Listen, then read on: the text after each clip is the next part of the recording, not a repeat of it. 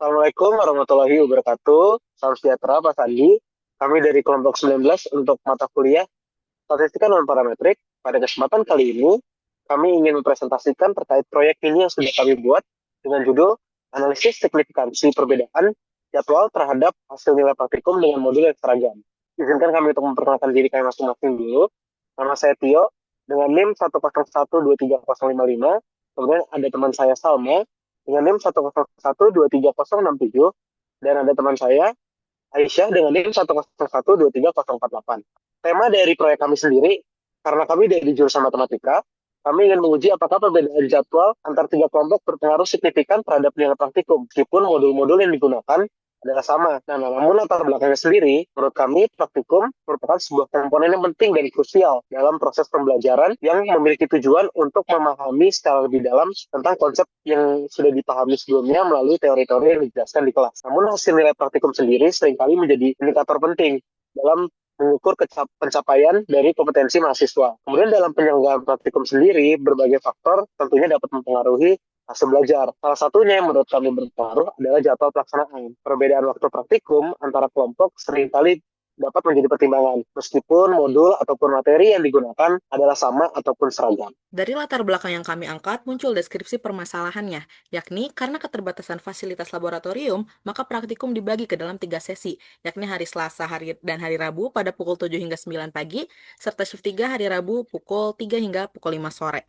Nah, pembagian jadwal ini menimbulkan pertanyaan, apakah perbedaan waktu pelaksanaan mempengaruhi nilai praktikum mahasiswa? Sehingga terdapat asumsi bahwa mahasiswa yang mengikuti sesi praktikum di waktu lebih akhir mungkin memiliki kesempatan belajar atau persiapan yang lebih panjang dibandingkan sesi sebelumnya, yang pada akhirnya dapat mempengaruhi performa mereka.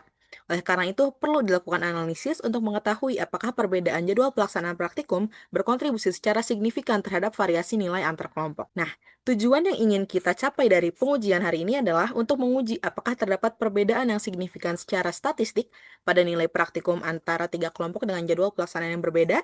Dan yang kedua adalah untuk menjawab pertanyaan penelitian mengenai apakah kelompok shift terakhir memiliki nilai lebih besar dibanding shift awal. Untuk menganalisis signifikansi perbedaan jadwal terhadap hasil nilai praktikum dengan modul yang seragam, digunakan data sekunder yang diperoleh melalui arsip nilai praktikan beserta praktikum pengantar persamaan diferensial 2024. Di dalamnya terdapat dua jenis variabel utama, yaitu kelompok jadwal atau shift sebagai variabel independen yang bersifat nominal dan kategorikal, serta nilai praktikum sebagai variabel dependen dengan skala rasio numerik dari 0 sampai 100. Ukuran sampel yang digunakan dalam penelitian ini adalah 31 orang untuk shift 1 dan shift 2 dan shift 3. Data tersebut merupakan sebagian dari arsip nilai praktikum yang tersedia, di mana hanya 31 observasi per shift yang dipilih. Lalu, mengapa data ini sesuai untuk digunakan dalam pengujian?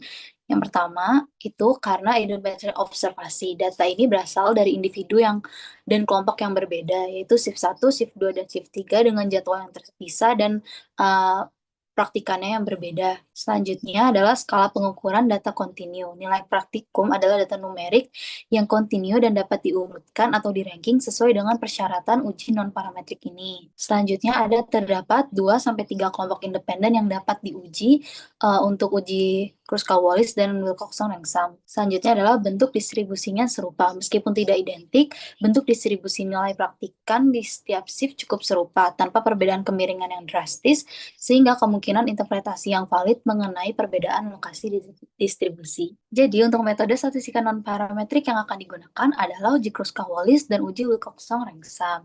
Kenapa? Yang pertama, karena Kruskal-Wallis digunakan untuk menguji apakah terdapat perbedaan yang signifikan secara statistik pada nilai praktikum antar ketiga kelompok tersebut. Sedangkan uji Wilcoxon-Ransom akan digunakan untuk melakukan perbandingan berpasangan antar shift untuk mengidentifikasi pasangan shift mana yang berbeda secara signifikan. Jadi untuk hipotesis untuk uji Kruskal-Wallis sendiri, karena membandingkan antar ketiga kelompok, H0-nya adalah tidak terdapat perbedaan di rataannya di antara ketiga kelompok tersebut. Sedangkan H1-nya itu terdapat minimal satu rataan yang berbeda.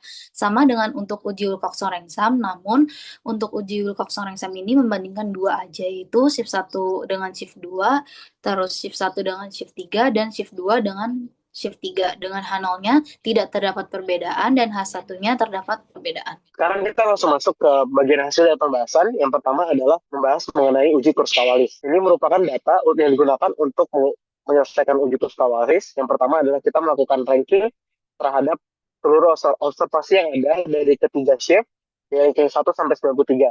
Kemudian untuk setiap shift-nya, nilai rank itu ditotalkan, dijumlahkan dengan total shift 1 sekian, shift 2 sekian, dan shift 3 sekian. Kita bisa langsung masuk ke PDF-nya sekarang, ke datanya. Nah, seperti yang saya dibilang bahwa nolnya adalah semuanya memiliki rata yang sama atau tidak ada signifikan yang berbeda. Sedangkan untuk H1-nya itu sebaliknya, terdapat signifikan yang berbeda. Salah satunya memiliki signifikan yang berbeda. Kita memakai tingkat signifikan 0,05 dan total data tadi adalah 93 dengan setiap shiftnya 31. Dan kemudian di sini terlihat rank setiap shiftnya dan kemudian dilakukan statistik uji Kruskal-Wallis yang menggunakan rumus berikut, yaitu H sama dengan 12 per N kali N plus 1, kemudian sigma RI per 2 per N I, kemudian dikurang 3 kali N plus 1. Dan setelah dioperasikan nilainya dari statistik uji Kruskal-Wallis sendiri atau nilai H didapatkan kurang lebih 2,68605, di mana kita dapat melihat bahwa keputusan ujinya adalah karena titik kritis dari C kuadratnya itu adalah 5,991, sehingga nilai statistik ujinya tadi kurang dari nilai titik kritis, sehingga keputusannya adalah kita gagal untuk menolak H0. Nah, kesimpulan lebih lanjutnya adalah kita tidak memiliki cukup bukti untuk menolak hipotesis 0. Dengan demikian dapat disimpulkan bahwa rata-rata nilai praktikum pengantar persamaan diferensial untuk ketiga shift adalah sama. Baik, setelah tadi kita menguji langsung 3 shift yang berbeda, kali ini kita akan mengujinya berpasangan, mulai dari shift 1-2, shift 1-3, hingga shift 2-3. Untuk yang pertama, kita akan mulai dari shift 1-2. Baik, berikut data shift 1-2. Untuk kolom di sebelah kiri itu adalah rank yang sudah dijumlahin dari shift 1 dan shift 2-nya. Kita gabungkan datanya, kita urutkan dari mulai rank pertama hingga rank ke-62, dan boleh naik ke atas lagi. Yang di sebelah kanannya, nah itu sudah dipisahkan untuk masing-masing shift-nya. Untuk merah adalah untuk nilai jumlah rank dengan paling kecil, dan yang hitam adalah jumlah rank yang terbesar. Boleh langsung masuk ke perhitungannya. Uji jumlah di sini kita akan menggunakan uji jumlah peringkat Wilcoxon atau Wilcoxon Rank Sum Test untuk shift 1 dan shift 2. Untuk hipotesisnya, H0-nya itu artinya tidak ada perbedaan yang signifikan antara shift 1 dan shift 2. Sedangkan H1-nya berarti ada perbedaan yang signifikan antara shift 1 dan shift 2. Ukuran sampel keduanya sama 31. Nah, di sini kita misalkan yang pertama ada variabel W1, yaitu jumlah peringkat terkecil dengan nilai 861, dan W2 adalah jumlah peringkat terbesar dengan nilai 1092. Selanjutnya akan dihitung nilai statistik uji U1 dan U2-nya. Setelah dihitung, nilai U1 bernilai 365 dan U2 596. Statistik uji U yang digunakan adalah nilai minimum antara U1 dan U2. Berarti di sini kita menggunakan U1 sebagai statistik uji U-nya, yakni 365. Karena ukuran sampelnya lebih dari 20, maka akan digunakan hampiran normal. Pertama, kita cari mu U-nya dengan rumus N1 N2 bagi 2, hasilnya 480,5, dan kita cari sigma U-nya dengan rumus seperti yang ada pada di layar, menghasilkan kurang lebih sekitar 71,03. Dan kita cari Z hitungnya dengan rumus U min mu U dibagi sigma U, menghasilkan kurang lebih sekitar min 1,63. Di sini kita menggunakan tingkat signifikansi alfa sama dengan 0,05 atau sekitar 5%. Untuk nilai tingkat signifikansi tersebut, rentang kritisnya berada dari min 1,96 hingga 1,96. Dan nilai Z hitung tadi, min 1,63, berada pada rentang kritis tersebut. Artinya, H0 tidak ditolak. Ini berarti tidak ada cukup bukti statistik untuk menyatakan adanya perbedaan rata-rata nilai praktikum antara shift 1 dan shift 2. Sekarang kita akan lanjut ke shift 1 dan shift 3. Nah, di sini shift 1 dan shift 3 prosedurnya sama seperti shift 1 dan shift 2 tadi. Di sini masih sama seperti tadi, H0-nya adalah tidak ada perbedaan yang signifikan antara kedua shift tersebut, dan H1-nya adalah ada perbedaan yang signifikan antara kedua shift tersebut. Ukuran sampelnya pun masih sama, 31, dan statistik ujinya sama seperti tadi, W1 adalah jumlah peringkat terkecil, dan W2 adalah jumlah peringkat terbesar. Dihitung kembali statistik uji U1 dan U2-nya, menghasilkan 410,5 dan 550,5. Kita ambil nilai minimumnya, yakni 410,5. Karena ukuran sampelnya pun sama, lebih dari 20, akan digunakan hampiran normal. Mu U dan sigma U-nya sama seperti pada shift 1 dan 2 sebelumnya. Kemudian Z hitungnya bernilai min 0,98. Kita masih menggunakan tingkat signifikansi alfa sama 5%. Rentangnya pun berarti masih sama dari min 1,96 hingga 1,96. Dan Z hitung berada pada rentang kritis tersebut. Artinya H0 tidak ditolak. Berarti masih belum cukup bukti untuk menyatakan bahwa ada perbedaan yang signifikan antara shift 1 dan shift 3. Selanjutnya terakhir kita akan membandingkan shift 2 dan shift 3. Berikut prosedurnya sama seperti tadi. H0-nya masih sama bahwa tidak ada perbedaan yang signifikan antara shift 2 dan shift 3. H1-nya berarti ada perbedaan yang signifikan antara shift 2 dan shift 3. Ukuran sampelnya juga sama, 31.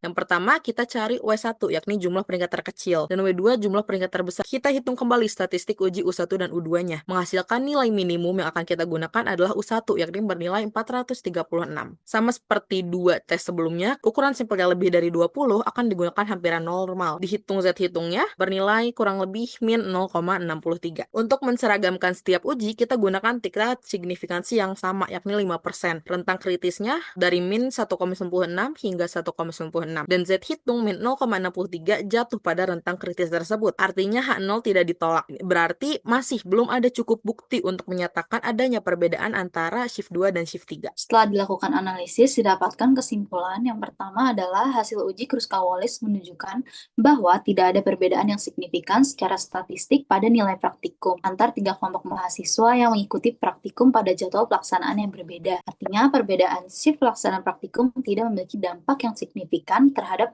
konsistensi nilai praktikum mahasiswa. Yang kedua, hasil uji Wilcoxon-Rengsa mengindikasi bahwa tidak ada bukti statistik yang mendukung bahwa kelompok shift terakhir memiliki nilai praktikum yang secara signifikan lebih besar dibanding dengan kelompok shift awal. Untuk sarannya sendiri, karena jadwal dilaksanakannya praktikum tidak menjadi faktor pembeda, penelitian selanjutnya dapat difokuskan pada variabel-variabel lain yang lebih potensial mempengaruhi nilai praktikum seperti kualitas modul maupun metode pengarahan awal dari asesmen praktikum. Yang kedua, meskipun uji Wilcoxon-Rengsa dan Kruskal-Wallis tidak menunjukkan pengaruh signifikan jadwal praktikum terhadap nilai, disarankan penelitian mendatang menggunakan metode non-parametrik lain seperti koefisien korelasi Spearman atau variasi uji jumlah peringkat Wilcoxon. Hal ini bertujuan untuk memperkuat validitas temuan dan mengungkap pola data yang mungkin terlewat. Itu saja dari presentasi yang sudah kami buat. Untuk data-datanya sendiri bisa nanti Bapak lihat secara lebih seksama lagi di bit.ly yang sudah kami sediakan, di link sudah kami sediakan. Dan di akhir video nanti ada deskripsi dari pembagian tugas untuk proyek mini ini. Itu saja yang dapat kami sampaikan. Mohon maaf jika ada kesalahan dalam penyebutan kata-kata ataupun dalam perilaku kami. Sekian dan terima kasih. Jalan-jalan ke Bali jadi matang. Terima kasih Pak Sandi Ganteng.